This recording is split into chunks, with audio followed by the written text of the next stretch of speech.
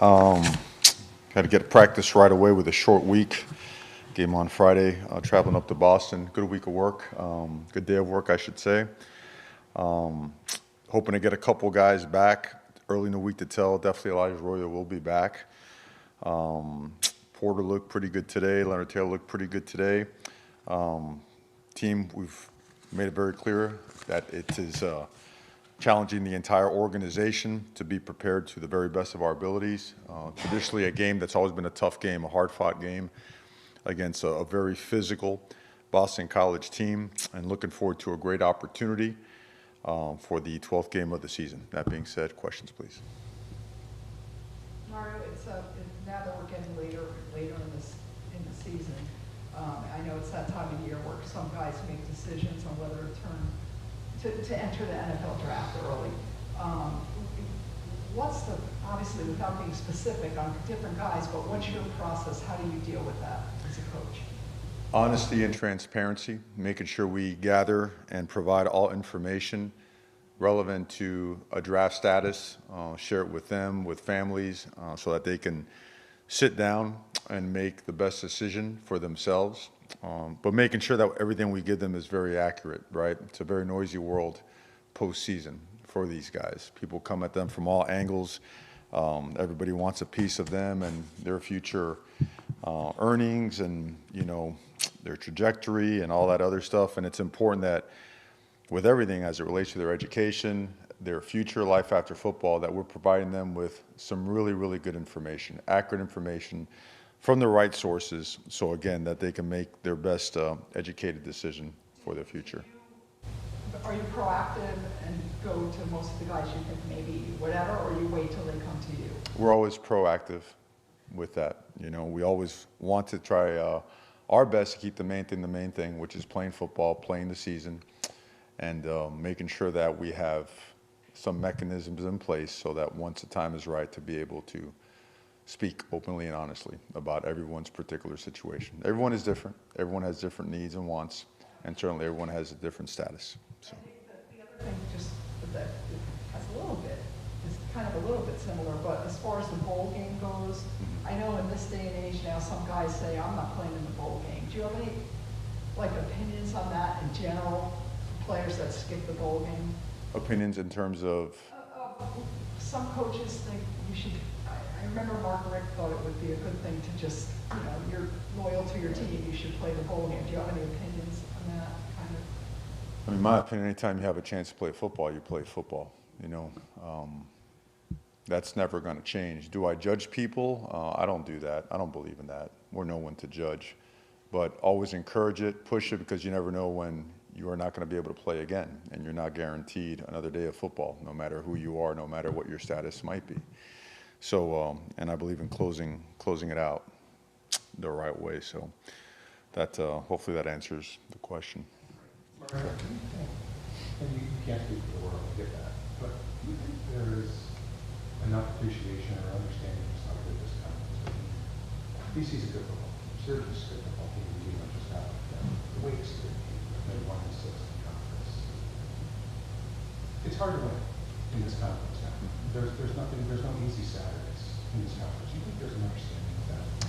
I don't know. I know that having been in different conferences, actually 3 conferences in the last, 8 years, the teams in this conference are as good as the ones in any conference that I've coached at. And it's really interesting that the caliber of quarterback play is really high. I thought the level of the trench play in this conference is really, really good. Everybody has good 3 techniques. Everybody has good edge rushers. Guys that can play man coverage. The pieces that you look for to establish a team, great running backs. But back to the other part, the pieces that you look for to get teams rolling and give yourself a chance to win football games, just about everybody has them, in some way, shape, or form or the other. Now, some areas on some teams are a little bit more advanced than others. Certainly we're putting our roster together and developing our roster, from within with talent acquisition as best we can. But I think top to bottom, this is an excellent league that can compete with anybody. And I think the record shows that against other conferences. Mario, you mentioned that Elijah looks like he'll be back this week. How much is him being out this year, or for most of the year, a affected just using tight ends in the passing model? He's a big threat in the passing game. You guys have targeted tight ends, not very much this season. Yeah, I mean, he's one of our best players. He really is. And even last year when he was lost, it drastically affected what we do and how we do things. He looked really good today, so we're very excited about his return. Just want to get to Friday and make sure that he's out there and everything goes as planned. He's been through a lot, being nicked up and being legitimately injured a year ago. But no, he's a dynamic football player and a great team leader, great human being as well. So he's been sorely missed, so looking forward to having him back. And Jaleel Skinner, flashed a little bit at times last year, hasn't really been on the field on offense a ton this season. What does he need to do to get on the field more, I guess? Approach to the game has to be a lot more diligent. He's a really good young man. He's a talented young man. He could run. He's a little bit thin, but he's working on his body. I think he has a really bright future. Just has to go all in on what it takes to be a great football player at that position. You have to be good at the line of scrimmage, and you have to be good detached. You got to be able to have great balance and body control and track the football, because if you're that size, you want to be able to make contested catches, those big body throws, right? Those back shoulder fades and those deep balls where you just jump over people. So we challenge him daily. Going to keep challenging him daily because he has to get more out of himself, and we need to get more out of him for him to be a productive player in our system. But he's a good young man. Didn't get a chance to ask you after the game Saturday. It sort of seemed fitting that at the end it was a stretch that almost made it impossible to play. And this you probably thought he was too small to play this level of college. You probably was too small to play in high school even. And yeah, the game was like in the second to last game of his college career. What impact is the work ethic that kid's have? You're going to have on the room. When you work hard, hard work works. I think overall as a receiver room, we got to keep pushing. We got to keep grinding. We have developed. We have certainly progressed and advanced.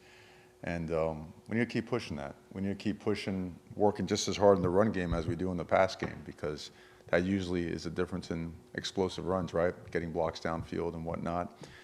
And so Restrepo definitely had a really good game last game. We want to see more consistency out of the entire receiving core. We want to push them more. Anytime we go over anything of the nature of improving, getting better, something that wasn't so well, we always say the same thing. We're going to work on it together. We're going to get better together. And that's certainly the case for that group. There's potential in there, and we got to get more out of it.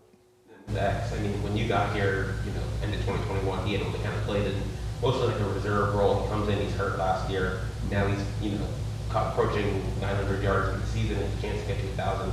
How have you seen him grow over the course of the last 2 years? Just works at it, certainly works at it. That position in this offense, Coach Dawson, in his previous stop, that was a leading receiver in the country, and certainly one of the better players in the NFL, one of the higher draft picks, because you find a way to create matchups, soft spots in the defense, and the ball is designed to go somewhere on every single play, and it's systematic where the ball's out, and there is somewhere to go with it. And if you're very disciplined at that position, the ball's going to find you, more times than not. And so he's made the most of his opportunities. He's a hard worker, and I'm going to push him. He needs to be pushed like everybody else to continue to do everything possible to be the best leader he can be, and I'm going to demand that of everybody, because with all the things that we've done to progress and get better, and us looking for that next step, and you've got to lean heavily on guys that are producing and playing well and push them to get more out of them. There's more in everybody, and we're going to push that. And then on a total different subject, Mike Norvell said earlier today that a lot of coaches reached out to him about Jordan Travis and the injury he suffered the other day. I was curious if you were one of them, if you said anything to Coach Norvell or about that situation. A lot of times I don't reach out to coaches personally just because of the hustle and bustle of the day. I can tell you that he is in our thoughts and prayers, and personally in mine. All right, please don't come over the second row and tear my head off with this, but you don't strive for 65. Obviously, you're here for something else. When you go through this, when you look at what you went through last year, when you go through what you went through this year, what you're going through this year, what still keeps that fire going? What is the thing that still has you get out of bed, get out of the yard, and get out of that and do what you do? Oh, it's the reality of progress, you know? I think a lot of times we probably don't dive into it as much because it's not really my job or place to dive into starting points, right? Every program has a different starting point, you know? And we came here a million miles per hour, and that's not going to stop. And we left the program at a different starting point than the program we came into. And the fact that the amount of progress that has taken place over the course of the last 18, 20 months has us really excited because it's real. There's no, not making up anything. There's no created narratives. There is the reality of work. There's a reality of improvement. There's a reality of closing the gap. There's a reality of talent development. There's a reality of talent acquisition. Systems developing, right? All of a sudden our offenses and defense are in the top 25, top 30. All of a sudden it's a fourth quarter game every single week, and we're finding a way to win in overtime or come up short. So everything is really just closed, you know, in terms of that gap. And that is exciting because these are, I've said this before, these are unfortunately steps that you cannot skip. We'd like to, and we like to grab every win, and we don't find consolation in anything but that. But also been around long enough and in enough of these processes to know what's real and what's not. This one is real, and I think it's reflected in our players, as hard as they play, the way they play to the end. It's reflecting the way that we're continuing to recruit at a high level because people understand and see, whoa, Miami is really becoming different again. So it's pretty much that simple. But.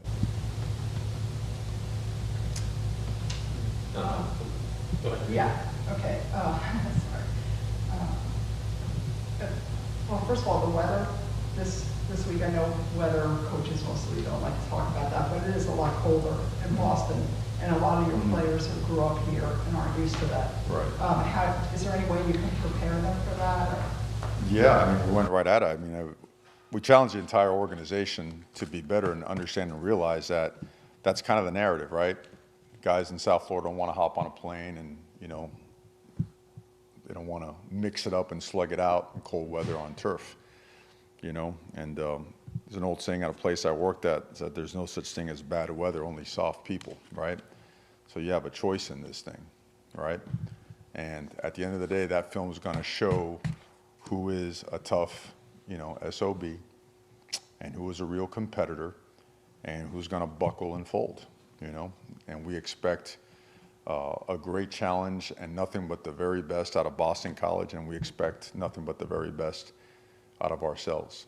You know, we've worked hard, we've trained hard, we've had some really good moments, some other disappointing moments. The right guys are going to be on that plane and are going to be on that field on Friday. This is only because I don't know when we'll see you again after Friday. But it used to be that when you made a bowl, those 15 practices meant a lot. And I don't know when you're going to play, you don't know if you're going to get the full 15 or not. Is that kind of an overstated thing now, getting that extra practice time, or is it something that still is? No, that's very important. And it's using them the right kind of way, right? Because your team physically could be at different stages. Sometimes your team is relatively healthy, sometimes you're banged up, but there's a lot of things you could work on. You could work on situational football. You could dedicate full days to special teams. You could dedicate full days to 2-minute drill. You could dedicate it to your one-on-one work, competitive drills, right? Which are always a game changer when you just play the game the way you always play since you were a kid. So there's a lot that goes with that. But you have plenty of time to game plan and prepare for that opponent. You know, you don't want to prepare for that opponent 15 days out, right? Unfortunately, human nature is what it is. You can get bored, right? And all of a sudden your sense of urgency declines a little bit. So they're used the right way. Some days are used for strength and conditioning. Some days are used for legitimate team activities, you know, legitimate connecting, bonding activities. They're really valuable days. Think about it, spring ball is 15 days long. We don't have OTAs like the NFL does, right? So this is like an advanced calendar that allows you to do some of those things without wearing your team out. You can't wait in a game. I would say, well, it's a little bit different because you have finals. You got to spread things out a little bit. Holidays might be in the middle or might be part of the bowl. You've got to be really selective. You got to really map it out. We have like 4 or 5 different maps depending on where we end up playing. And then the opportunity to play a quality opponent, right? And find out more about your team and go compete and go improve, you know. And, certainly when the bowl gets here, we'll be all over and talking about the bowl. But right now, every ounce of effort and focus is on Boston College. Obviously, I mean, you said Tyler, well, first you said Tyler, had 2 weeks of practice the last couple of weeks, and then I know you said on Saturday that he's been very, very determined to, get back into form and stuff. Obviously, you don't know what's going to happen though until you get out there for a game. Was there a moment during the game where you're like, okay, like he's back to where he was previously? I thought when he took off with the ball and got us 8-9 yards, stepped up in the pocket, take away the flat route, take away the corner route, boom, 2nd and 2. That's being decisive, and that's just playing ball, right? That's understanding at the end of the day, move the sticks, score points. So, look, football is it's unforgiving, right? And sometimes unpredictable, and sometimes guys go through rough patches, but you don't let him eat it all by himself. You make sure you take accountability and ownership as an entire program and reassess, right? And go from there. Wherever it takes you, but make every decision as it relates to what's best for the team. That's it. Nothing else important. I still misread your process. Working on it. We probably only know some of what he's dealt with this year, but he got drilled a couple times Saturday. He slowed it out a couple of times Saturday. Then he didn't cap it out. So the rest of his game that Saturday. Tough competitor, Quarterback, again, being a quarterback, you got to have thick skin. Being a quarterback in Miami, double up, right? All good. On the logistics side of things with, Thanksgiving holiday Thursday, flying up that day for the game on Friday.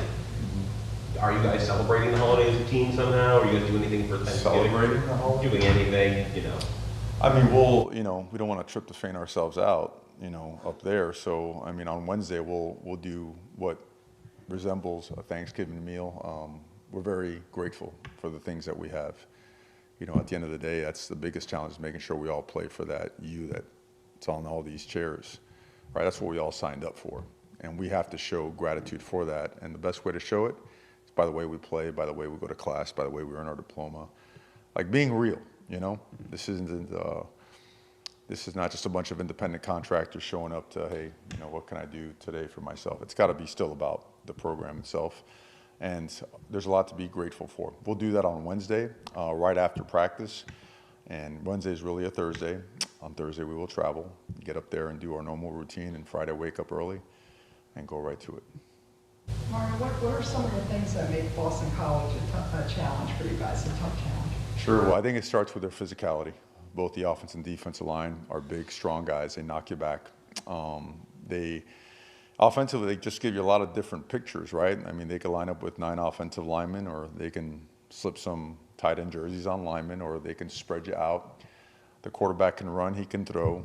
Their boots and wags are challenging. Their quarterback run game is challenging. Their vertical play action shots are challenging. Defensively, field fire, internal fires. When I say fires, blitzes, some of the corner pressures, secondary pressures they bring.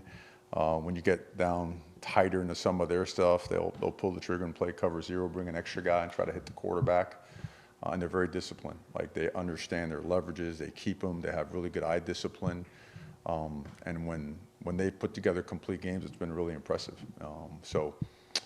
But that's just a very well-coached team, and a team that's, I believe it's Coach Hafley's 4th season, a team that you could tell has been together for 4 years. Do you have any memories of, I know obviously you were a big UM fan growing up, of the Health Louis game? Yeah. Do you remember that when you were a kid? Your thoughts? I'd rather not relive that game, I'd rather not relive that game, but I remember that. I remember playing up there. I remember being in a tight game up there, I remember, gosh, you name it. It seems like every single game with Boston College was always a knockout, drag-out type of game. So why would we expect anything else? Now, our players haven't really had that opportunity to play Boston College, and that's what we have been emphasizing all week long. This is, in essence, this is a rivalry game. Has always been like, all right, the guys up there up north and the guys from down south, sometimes you got to play in the hot weather when you're used to the cold, and sometimes the vice versa. Well, we're going up there, you know, to their territory, their place. So tremendous amount of respect for them and looking forward to a great game. Thanks, guys. Thank you. Have a good, happy Thanksgiving.